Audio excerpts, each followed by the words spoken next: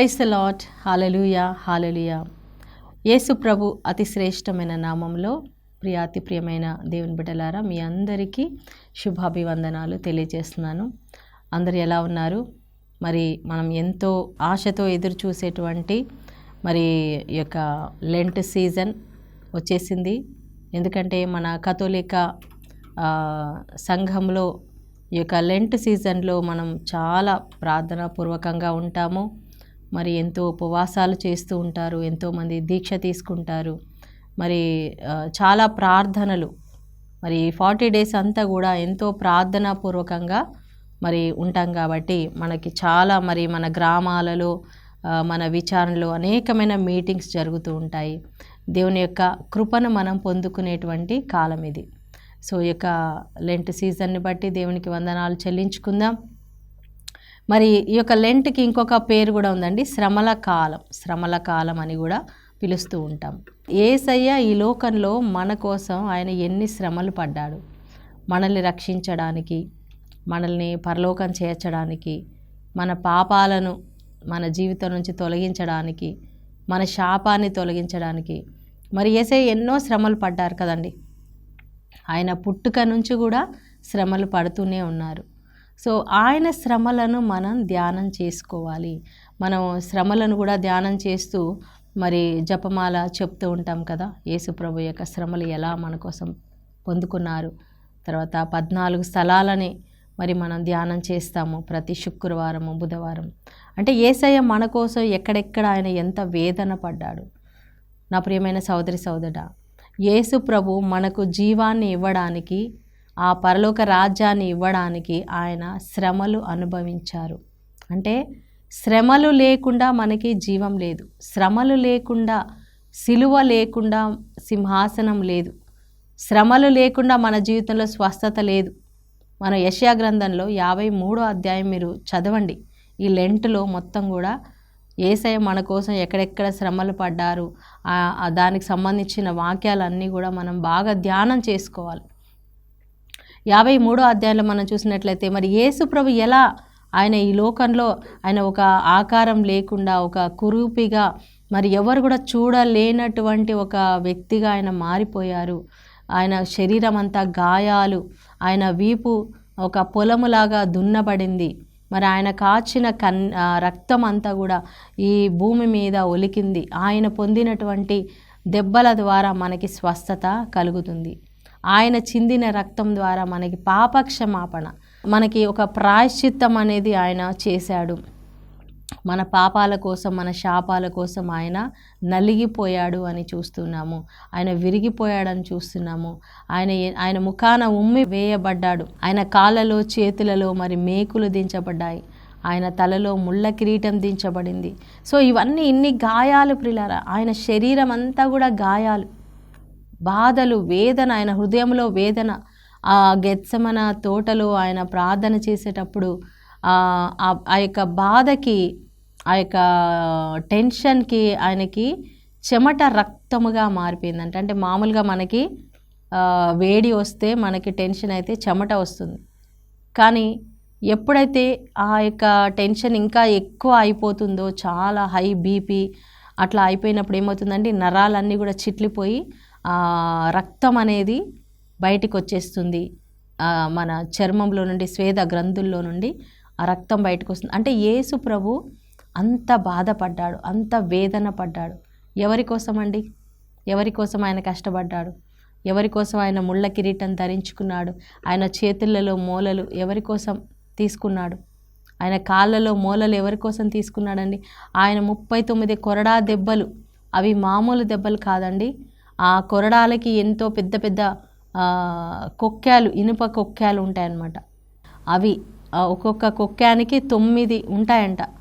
అవి ఒకసారి ఇలా కొట్టి తీసినప్పుడు 9 భాగాలలో శరీరం లోపలికి, అవి లోపలికి వెళ్ళి ఆ చర్మాన్ని, ఆ యొక్క మాంసాన్ని తీసుకొని లాక్కొని బయటికి వస్తాయి.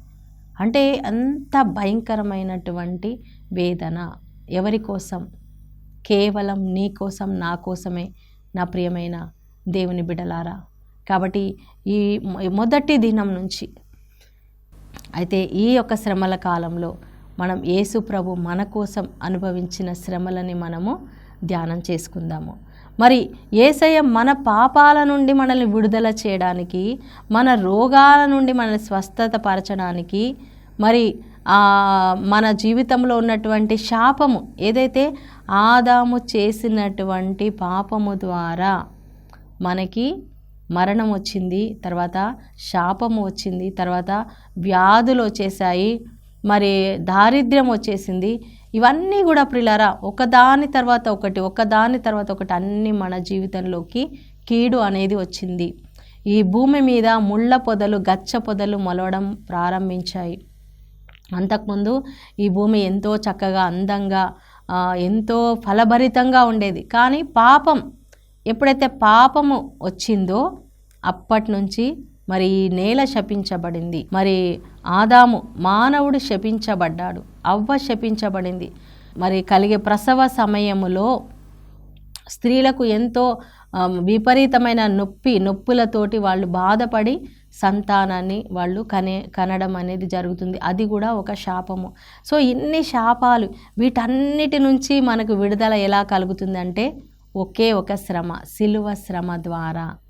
యేసుప్రభు చేసినటువంటి అటువంటి త్యాగము, ఆయన పొందినటువంటి బాధలు, వేదనల ద్వారా, అవమానాల ద్వారా మన జీవితంలో ఉన్న ప్రతి ఒక్క శ్రమ నుండి దేవుడు మనకు విడుదలనిస్తున్నాడు. హల్లెలూయా. ఈరోజు మనం అనుకుంటాం, నేను చాలా కష్టాల్లో ఉన్నాను, నాకే ఎన్నో శ్రమలు, నా ఫ్యామిలీలోనే ఈ శ్రమలు, నాకే ఇన్ని కష్టాలు అనుకుంటాం. అమ్మ ఒక్కసారి యేసయ్యని చూడు. ఆయనకు వచ్చిన కష్టాల కంటే మనకి ఎక్కువ కష్టాలు వచ్చాయా? ఆయన కంటే ఎక్కువ మనం బాధలు భరిస్తూ ఉన్నామా? ఎవరైనా మనల్ని కొరడాలతో కొడుతున్నారా? ఎవరైనా మనల్ని సిలువ వేస్తున్నారా? లేదు కదా. యేసయ్య పొందిన శ్రమలతో మనం పోల్చుకుంటే మన శ్రమలు ఏ పాటివి?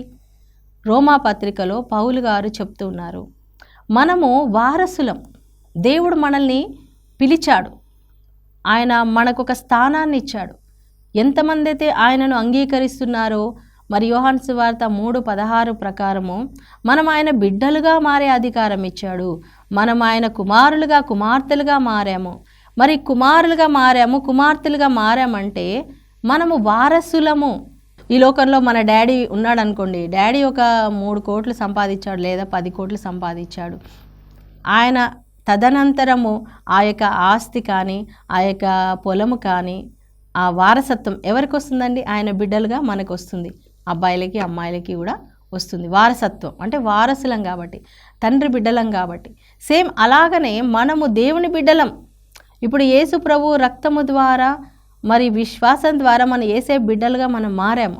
ఆయన బిడ్డలుగా మారినప్పుడు మనమంట వారసులమంట. ప్రిలారా 17వ వచనంలో మీరు చూడండి, రోమా పత్రిక 8వ అధ్యాయము 17వ వచనం అండ్ 18వ వచనం కూడా. సో మన వారసులము. అయితే ఎప్పుడు మన వారసులం అవుతాము అంటే, మనం క్రీస్తుతో పాటు శ్రమ పడిన ఎడల మనం ఆయన మహిమలో కూడా పాలు పందుకుంటాము. హల్లెలూయా, ప్రైజ్ ది లార్డ్.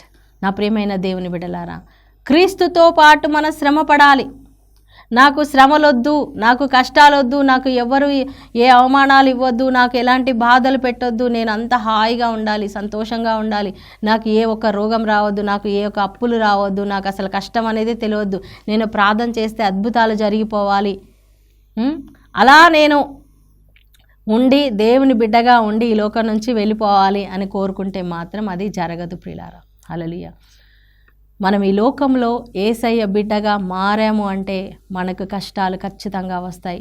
యోహాను సువార్త 16:32-33 వచనాలలో యేసు ప్రభు ఎంతో స్పష్టంగా చెప్పాడు. ఏమని చెప్పాడంటే, మీరు ధైర్యంగా ఉండండి.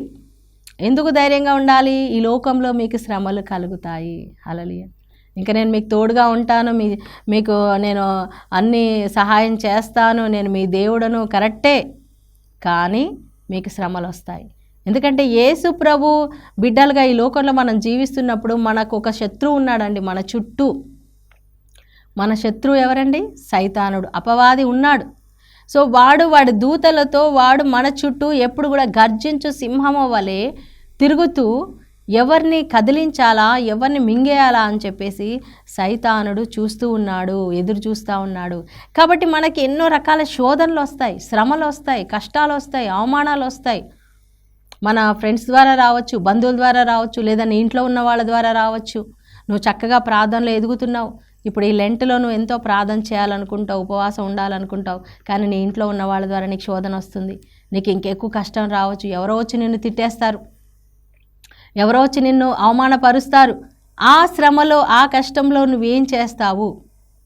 నువ్వు ఓర్చుకోవాలి, దేవుని నామంలో క్షమించాలి, వారిని ఓర్చుకోవాలి. ఆ శ్రమలను భరించడానికి నువ్వు సిద్ధంగా ఉండాలి. నాకెందుకు, నేను ఇంత ప్రార్థన చేస్తున్నాను కదా, నాకెందుకు ఈ శ్రమ ఇచ్చాడు దేవుడు, కాబట్టి నేను ఇంకే ప్రార్థన చేయను అని మన ప్రార్థనలో మరి నిర్లక్ష్యం చూపించకూడదు.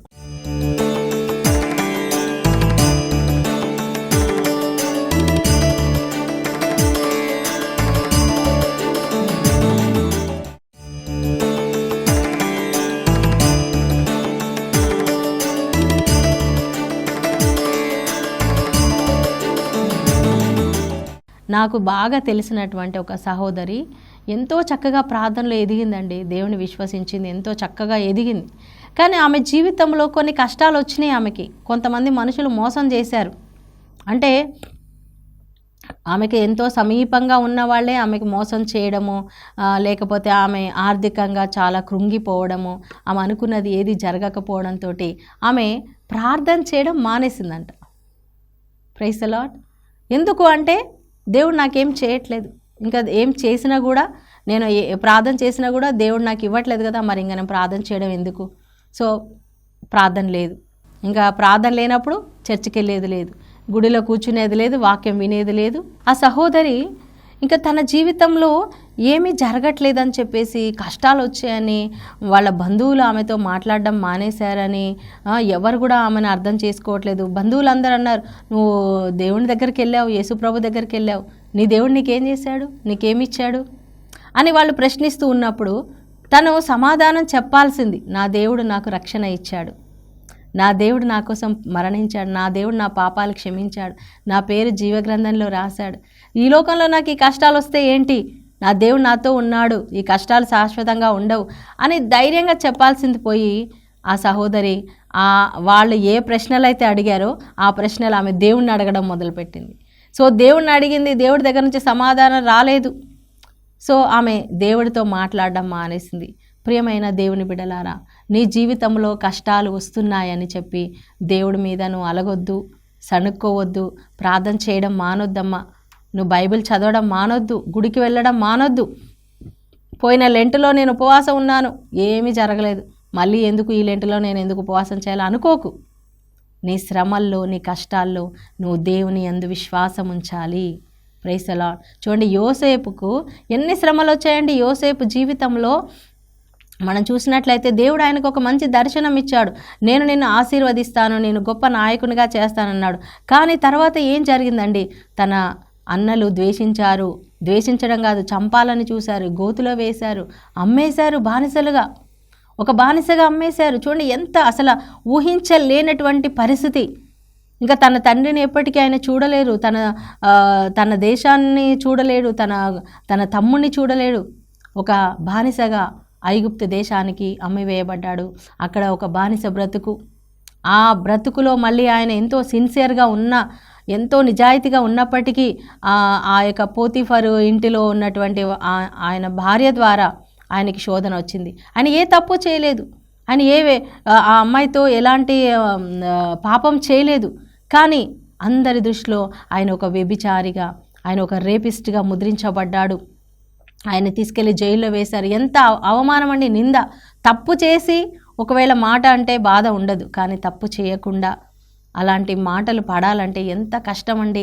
దేవా, నువ్వు నన్ను వదిలిపెట్టేశావా, నా తండ్రి నుంచి దూరం చేశావు, నా అన్నలు మోసం చేశారు, నాకు దేశంలో నన్ను తీసుకొచ్చావు, ఈ బానిస బ్రతికిచ్చావు, మళ్ళీ ఈరోజు ఈ నింద కూడా నా మీద మోపావా, అసలు నువ్వు ఉన్నావా దేవా, నువ్వు నన్ను చూస్తున్నావా, నీకు న్యాయం లేదు, ఎన్నో మాటలు యోసేపు అనవచ్చు. కానీ యోసేపు ఒక్కసారి కూడా దేవుని మీద ఆయన తిరుగుబాటు చేయలేదండి. ఇక్కడ నన్ను ఎవరు చూస్తున్నారు, ఎవరు చూసేవాళ్ళు ఉన్నారు? నేను ఈ అమ్మాయితో మంచిగా హాయిగా ఉంటే, సంతోషంగా ఉంటే ఆమె నాకు డబ్బు ఇస్తుంది కదా, ఆమె నన్ను పెళ్లి చేసుకుంటుంది కదా అని అనుకోవచ్చు యోసేపు. కానీ లేదు, లోకంలో మనుషులు చూడకపోవచ్చు, కానీ పరలోకం నుండి దేవుడు నన్ను చూస్తున్నాడు. సో నా దేవునికి నేను నమ్మకంగా ఉండాలి, నా దేవుని దృష్టిలో నేను ఈ పాపం చేయొద్దు అని యోసేపు ఎంత కష్టానికైనా సరే ఆయన సిద్ధమయ్యాడు. కానీ ఆ పాపానికి ఆయన లొంగలేదండి.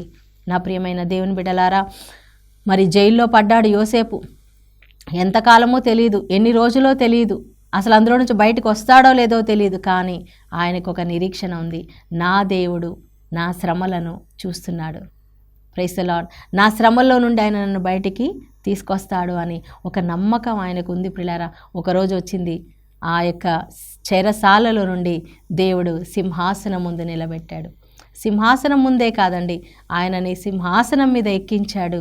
రాజు తర్వాత రాజంతటి వాడిని చేశాడు. ఆ స్థితికి ఎలా చేరుకున్నాడు? సడన్గా వచ్చేసాడా? అకస్మాత్తుగా ఒక్క రోజులో జరిగిందా అది? లేదండి. కనీసం లేదంటే 17 సంవత్సరాల శ్రమ, 17 సంవత్సరాల కన్నీరు, 17 సంవత్సరాల ఒంటరితనం, దుఃఖము, బాధ, వేదన, ఆ యొక్క బానిసత్వము, ఆ యొక్క పని, ఎంతో కష్టపడి పని చేశాడు. ఎవరు ఆదరించేవారు లేరు, ఓదార్చేవారు లేరు, ప్రేమ చూపించేవారు లేరు. అయినా కూడా దేవుడి కోసం నిలబడ్డాడండి. అదండి శ్రమలంటే. మనకు వచ్చే శ్రమలు ఏం శ్రమలండి చెప్పండి? అసలు ఆలోచించండి, మనకి నిజంగా శ్రమలు వచ్చాయా? శ్రమల్లో ఉన్నామా నిజంగా? మనం బైబిల్లో ఎంతమంది పునీతులని, భక్తులని మనం చూస్తే వాళ్ళకు వచ్చిన శ్రమలతో పోల్చుకుంటే మన శ్రమలు అసలు ఎన్న తగినవి కాదు. పౌలు గారు అదే చెప్తున్నారు 18వ వచనంలో, రోమాపత్రిక 8:18 వచనంలో, మనం రాబోతున్నటువంటి ఆ దేవుడు మనకు అనుగ్రహించే ఆ మహిమ ముందు, ఆ యొక్క పరలోక రాజ్యం ముందు, దేవుడు మనకిచ్చేటువంటి ఆ బహుమానం ముందు, ఈరోజు మనం అనుభవిస్తున్నటువంటి ఈ శ్రమలు ఎంత మాత్రమో ఎన్న తగినవి కావు. ఎంత మాత్రం కూడా మనం లెక్కించాల్సిన అవసరం లేదు. అయ్యో నాకు ఈరోజు ఈ వ్యాధి వచ్చింది, రానియండి. ఈరోజు నేను అప్పుల్లో ఉన్నాను. ఎంతమంది అప్పుల్లో లేరండి? దేవుడు నీ జీవితంలో ఉన్నాడు. నీ అప్పులు ఆయన తీసివేయలేడా? నీ వ్యాధి ఆయన తీసివేయలేడా? నీ కుటుంబంలో ఈ యొక్క పరిస్థితిని ఆయన మార్చలేడా? ఈ కష్టాలు వచ్చాయని, ఈ శ్రమలు వచ్చాయని, బాధలు వచ్చాయని, ఈ రోగాలు వచ్చాయని ఎవరో ఏదో నిన్ను తిట్టేశారు. నీ భార్య తిట్టింది, నీ భర్తే తిట్టాడు, నీ తల్లిదండ్రులు తిట్టారు, ఎవరు నిన్ను అర్థం చేసుకోవట్లేదు. ఓకే, యేసే నిన్ను అర్థం చేసుకుంటాడు. హల్లెలూయా. యేసే నీతో ఉన్నాడమ్మా, నువ్వు అది ఒక్కటి చూడు, యేసయ్య వైపు చూడు. మరి యేసు ప్రభు మన శ్రమలన్నిటినీ కూడా ఆయన అనుభవించాడండి. మనం అనుభవించిన ఆకలి అనుభవించాడు, మనం అనుభవించిన పేదరికాన్ని ఆయన అనుభవించాడు. ఆయనకు తెలుసు పేదరికం. ఆయన దేవుడుగా ఉండి కూడా ఆయన సింహాసనంలో కూర్చొని ఒక మాట పలికి మనల్ని రక్షించవచ్చు. కానీ ఆయన దిగి వచ్చాడు, శరీరాకారంలో దిగి వచ్చాడు, పశువుల పాకలో పుట్టాడండి. అంటే ఒక పేద స్థితి, నిరుపేద స్థితిలోకి ఆయన వచ్చాడు. ఒక దాసుని స్వరూపం దాల్చుకున్నాడు. ఆయన ఏ విధంగా కూడా ఆయన చాలా గొప్పగా, అంటే ఒక ధనవంతుని కుటుంబంలో ఆయన పుట్టలేదు, పేదవానిగా పుట్టాడు. Praise the Lord. ఆకలి కొన్నాడు, దాహము కొన్నాడు, ఆయనకు కూడా నిద్ర వచ్చింది, ఆయన కూడా అలసిపోయాడు. అనుక్షణము శాస్త్రులు, పరిసయ్యులు ఆయనను విమర్శిస్తూనే ఉన్నారు, ఆయనను చంపాలని చూశారు, ఆయనను కొట్టారు, తిట్టారు, అవమానపరిచారు. మరి ఆయన శిలువ మరణం, ఇంకా ఆయన చేయని తప్పుకి ఆయనను పట్టుకున్నారు. ఒక దొంగవాణిలాగా ఆయనను చెరసాలలో నైట్ అంతా ఉంచారు. ఆయన ముఖాన్ని ఉమ్మేశారు. నువ్వు దొంగ అన్నారు, నువ్వు దయ్యం పట్టినవాడన్నారు. ఎన్ని మాటలు అన్నారండి యేసు ప్రభుని. ఈరోజు కూడా ఎంతోమంది యేసయ్య గురించి, ఆయన జన్మ గురించి ఎన్నో మాటలు మాట్లాడుతూ ఉన్నారు, ఎన్నో విమర్శలు చేస్తూ ఉన్నారు. కానీ యేసు ప్రభు ఈ శ్రమలన్నీ ఎందుకు అనుభవించాడంటే నీ కోసం, నా కోసం. ఆమెన్. మనము ఎన్ని శ్రమలైతే మనం భరిస్తున్నామో ఆయన కూడా భరించాడండి. ఆయనను కూడా మరి ఒక స్త్రీ వచ్చి యేసుప్రభు పాదాలను ముద్దు పెట్టుకొని ఆమె తల వెంట్రుకలతో ఆయన పాదాలు తుడుస్తూ ఉంది. ఆమె ఒక వ్యభిచారి అని మనం చూస్తున్నాం బైబిల్లో. అలాంటి స్త్రీ వచ్చి మరి యేసుప్రభు పాదాలు పట్టుకుంది అంటే చూసే వాళ్ళందరూ ఏమనుకుంటారండి? ఒకవేళ ఆ సీన్ ఇప్పుడు కనుక జరిగితే ఎవరైనా చూసేవాళ్ళు ఏమనుకుంటారు? వాళ్ళు తప్పుగానే అనుకుంటారు, మంచిగా అయితే అస్సలు అనుకోరు. ఎందుకంటే ఈ రోజుల్లో ఒక అమ్మాయితో మాట్లాడినా, ఒక అబ్బాయితో మాట్లాడినా, ఒక తండ్రి లాంటి వ్యక్తితో మాట్లాడినా, తల్లి లాంటి వ్యక్తితో మాట్లాడినా కూడా ఎన్నో రకాలుగా మాట్లాడుకునే సమాజంలో మనం ఉంటున్నాము. అలాంటి తప్పులు జరిగే సమాజంలో మనం ఉంటున్నాం ప్రియులారా. అలాంటప్పుడు మరి యేసు ప్రభు ఆ పరిస్థితులలో ఆయన గురించి ఎంతగా మరి వాళ్ళు మాట్లాడుకొని ఉండొచ్చు, ఆయనను అపార్థం చేసుకుని ఉండొచ్చు. సమరయ స్త్రీతో మాట్లాడుతున్నప్పుడు అరే ఏంటి ఈయన ఒక అమ్మాయితో మాట్లాడుతున్నాడు, ఒక స్త్రీతో మాట్లాడుతున్నాడు, ఏం మాట్లాడకూడదా? ఒక స్త్రీతోటి ఒక అక్కగా, ఒక చెల్లిగా, అమ్మగా మాట్లాడకూడదా? ఆశ్చర్యపోయారు, శిష్యులే ఆశ్చర్యపోయారంట. కానీ వాళ్ళ జీవితాన్ని యేసయ్య మార్చేశాడు. ఈరోజు అలాంటి అవమానాలు నీ జీవితంలో కూడా వచ్చి ఉండొచ్చు. నిన్ను కూడా నీ కుటుంబంలో వివాహమైన వాళ్ళు భార్యలు, భర్తలు, అనుమానం, భార్యాభర్తల మధ్యలో అనుమానం అనే పిశాచి పని చేస్తూ ఉండొచ్చు. లేదా ఏదైనా బలహీనతలో పడిపోయి ఉండొచ్చు, పాపంలో పడిపోయి ఉండొచ్చు. కొంతమంది త్రాగుడులో పడిపోతారు, అందులోంచి బయటికి రాలేనటువంటి పరిస్థితి. సో యేసు ప్రభు ఈ శ్రమలన్నీ కూడా ప్రియులారా మన కోసము ఆయన అనుభవించాడు. సిలువలో ఆయన ఒంటరిగా మారిపోయాడు, ఎవరు లేరు ఆయనతో. ఆయన తండ్రి కూడా విడిచిపెట్టేశాడు. అందుకే యేసయ్య ప్రార్థన చేశాడు, ఏలీ ఏలీ లామా సబక్తా, నా దేవా నా దేవా నన్నేలా విడచితివి. అంటే యేసయ్య ఒంటరితనాన్ని అనుభవించాడు. ఈరోజు నువ్వు ఒంటరిగా ఉన్నావా? చాలామంది ప్రియులారా ఈ రోజుల్లో కౌన్సిలింగ్ ఇస్తూ ఉన్నప్పుడు, భార్య భర్తలకి కౌన్సిలింగ్ ఇస్తూ ఉన్నప్పుడు చాలా బాధ కలుగుతూ ఉన్న విషయం ఏంటంటే, వివాహం చేసుకుంటే నాకు భర్త తోడుగా ఉంటాడు లేదా భార్య తోడుగా ఉంటుంది అనే ఉద్దేశంతో వివాహం చేసుకుంటారు. లైఫ్ లాంగ్ కూడా నాకు ఒక తోడు ఉండాలి. కానీ వివాహం చేసుకున్న తరువాత కూడా వాళ్ళు ఒంటరిగా మారిపోతే, భర్త ఉండి కూడా వేస్ట్, భార్య ఉండి కూడా వేస్ట్, ఏం లాభం లేదు. నా భర్తతో నాకు ఎలాంటి సంతోషం లేదు, నా భార్యతో నాకు ఎలాంటి సంతోషం లేదు అని ఒంటరితనాన్ని అనుభవించే ఎంతోమంది స్త్రీలు, ఎంతోమంది పురుషులని ఈరోజు మనం చూస్తున్నాం. Praise the Lord, praise the Lord. ఎందుకు ఇలాంటి పరిస్థితి వచ్చింది అంటే, వారి మధ్యలో ప్రేమ లేదు, సహవాసం లేదు, ఒక అండర్స్టాండింగ్ లేదు. ఈరోజు నువ్వు అలాంటి ఒంటరితనాన్ని అనుభవిస్తున్నావా? ఎవరు నాకు తోడు లేరు, నా తల్లిదండ్రులు నాకు తోడు లేరు, నా భార్య భర్త నా బిడ్డలు కూడా నాకు తోడు లేరని ఒక్కటి నువ్వు గుర్తుపెట్టుకోమ్మా, నీ పరిస్థితిని యేసయ్య కూడా అనుభవించాడు. ఆయన కూడా నీ కోసం నా కోసం ఒంటరిగా మారాడు. కాబట్టి ఆయన మనల్ని అర్థం చేసుకోగలడు. ఆయన మన వ్యాధులన్నీ ఆయన శరీరంలో భరించుకున్నాడు కాబట్టి ఆయన మనల్ని అర్థం చేసుకోగలడు. అవమానాన్ని భరించాడు, అన్యాయాన్ని సహించాడు. ఇవన్నీ వాటన్నిటి గుండా యేసయ్య ప్రయాణం చేశాడు. మనం అనుభవించే ప్రతి శ్రమ గుండా యేసు ప్రభు మనకంటే ముందుగా ఆయన ప్రయాణం చేశాడు. కాబట్టి ఆయన మనల్ని అర్థం చేసుకోగలడు, ఆయన మనకు సహాయము చేయగలడు. హల్లెలూయా. సో ఈరోజు నేను ఒక్కదాన్నే శ్రమ పడుతున్నాను అనుకోవద్దమ్మా. నీ శ్రమలో యేసయ్య నీకు తోడుగా ఉన్నాడు. హల్లెలూయా. నీ బాధలో, నీ కన్నీటిలో ఆయన నీకు తోడుగా ఉన్నాడు. నీకు తోడుగా ఉండడమే కాదు, నిన్ను ఆ శ్రమ నుండి బయటికి తీసుకొస్తాడు.